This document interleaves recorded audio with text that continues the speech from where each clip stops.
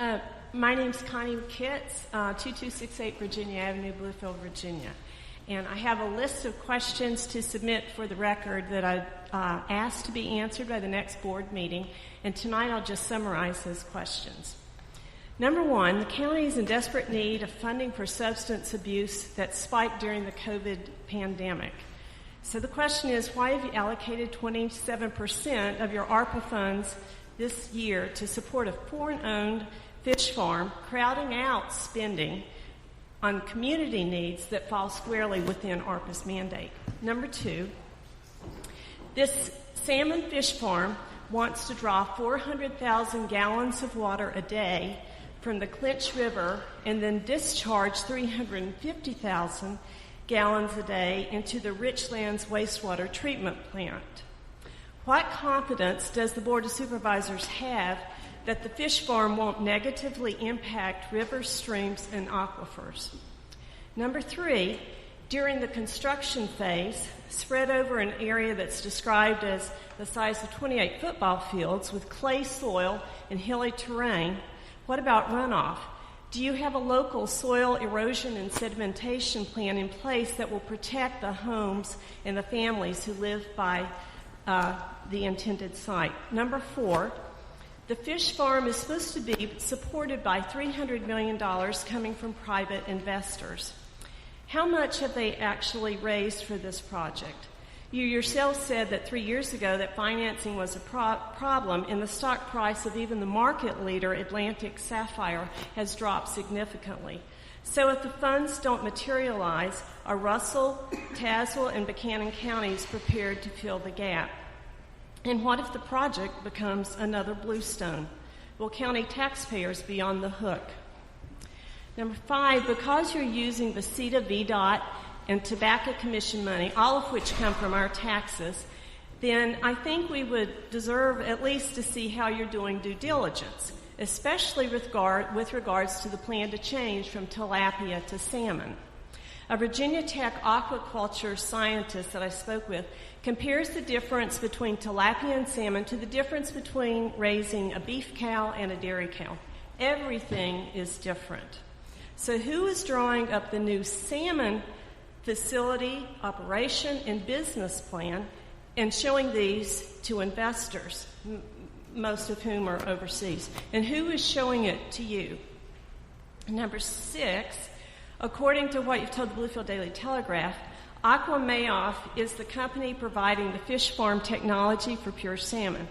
However, last year, Aquamaof was sued for $25 million by Aquatech Fisheries for Aquamaof's execution of the project in massive fish deaths and failures and defects. So what gives the Board of Supervisors and the IDA confidence that Aquamaof is competent to build and manage a project that's far larger than anything it's ever attempted? And number seven, the bottom line is that it's everyday grassroots people who have to live with the results. It's easy for people with money to take over small towns. And in the case of Pure Salmon's negotiations with the town of Richlands about, for example, water use, well, water's something that's going to affect everyone, and if the water's not right, it will impact everyone. Number eight, why do you continue to talk about what has been identified as the Pure Salmon Fish Farm in executive sessions when that company has publicly announced its intent? And number nine, this is water over the bridge, but if the Board of Supervisors and IDA were convinced that inland fish farming was a good industry for this region, why wasn't Virginia market leader Blue Ridge Aquaculture ever invited to compete for all the money that you've given to Pure Salmon? And finally, number 10, one of the striking things to me about the JLARC report was that it contrasted the stakeholder involvement of Department of Commerce projects with the lack of stakeholder involvement with the CETA projects. So have you ever evaluated your projects to consider that maybe stakeholder involvement was a missing element? Which brings me back to the beginning, an appeal for ARPA funds that would go into substance abuse recovery. Why not set up a subcommittee comprised of grassroots citizens to work with the County Planning Commission to look at what recovery system would work best here. William White is a British person who has thought and written a lot about recovery in the UK and here. He says, quote, "Recovery is contagious, but recovery is contagious only through interpersonal connection, only in the context of community," close quote. If you're serious about helping this county's problems, please allow grassroots stakeholder involvement in recovery efforts. Thank you. So, Connie, you'll come back next month to get the response Sure. that our staff will have put together? Mr. Chairman, I can respond to some of these now. Let's just do it in writing. I'd like to see the written responses. Well, I would like to say something for the benefit of the media, because this is sort of a launch of attack on a project that we worked on for a long time. For a long, long time, Mr. Chairman. I can take care of about half of these in about 2 minutes. Go ahead. You'll afford me my 2 minutes. Then can I come back next week?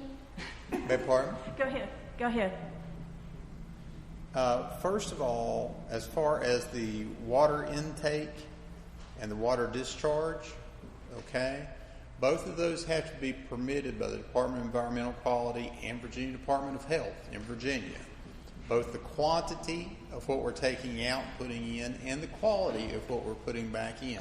Both of those have to be within those limits. The engineers from the PSA and DEQ have been working with the engineers from Pure Salmon for about 1.5 years on making sure that they're going to meet those limits, okay? And they're well within them. The one issue that they do have is salinity because of the salmon. But they're going to have a reverse osmotic process on site to take the salt out of the water before it hits our system, okay?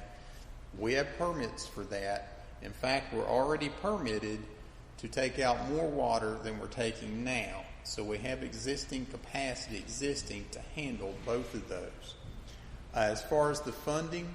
Oh, may I ask, my question was on here was if the town of Richlands, don't they have to sign that agreement? Yes, ma'am. They will. And They will? Yeah, we're going to purchase the water from them. Yes, ma'am. If they agree. Yes, ma'am. Okay. Okay. Secondly, Mr. Chairman, as far as the funding, Pure Salmon provided to VEDP verification from an independent accounting firm that they had in fact secured $300 million in investment and secured loans for the project.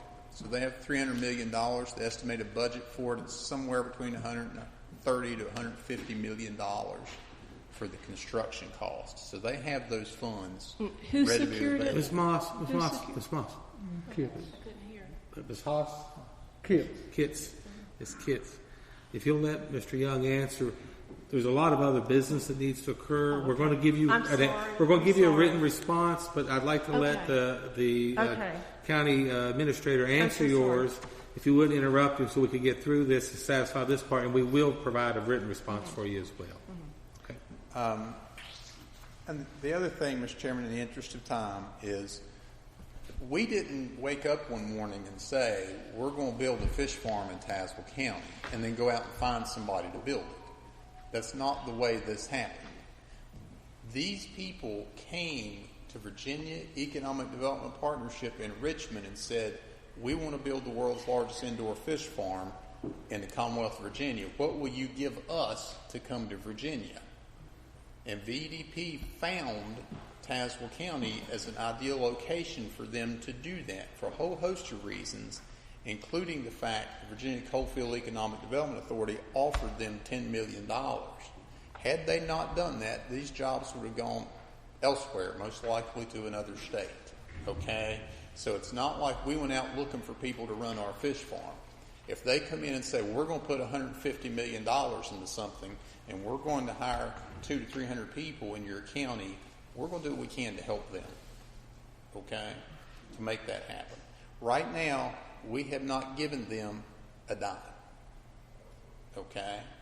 We have promised them that after they hire 100 workers, that we will loan them $1 million. Okay?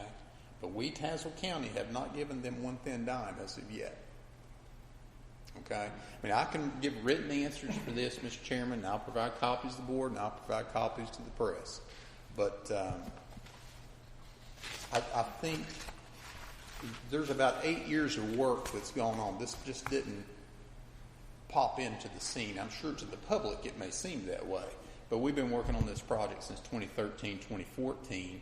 And the reason it's still an executive session, if you will look at the agenda, we're discussing specific contracts with them. For example, what their water bill is going to be, because that's going to control what we can pay Richlands for the water. Okay, so if you look, it's negotiations on specific items, not just that project. It's now usually under A29 or A7 instead of A5 under that statute. So I mean, I understand. And Ms. Kitts, I was at the first meeting with the project, Delegate Moorfield, and I spent 2 weeks, however many years ago, at Virginia Tech with VT Works as part of the venting process.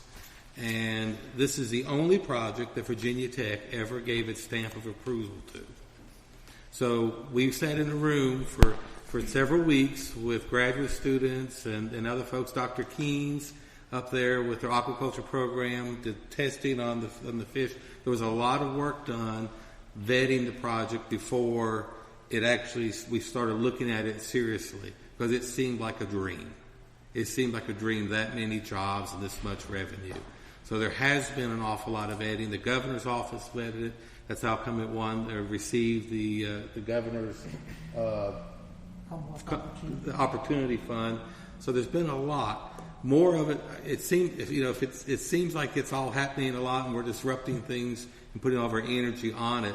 But the reality is that it's just now getting to that point where things are starting to be executed. So now we're seeing the ground break, and now we're seeing things happen. But we owe you a response, and we'll do it. I promise you, though, there's been a lot of thought, a lot of consideration. I've attended more meetings than I could count over the last 8 years with the town of Richlands, and they're very much aware of the quantities of water, and we've been honest with everyone on that. So the more important thing is it doesn't have to be one or the other. If you want really the impact of an economy and loss of jobs, that has an impact also on substance abuse. So I think that we need to recognize that we can do both. We need to focus on both.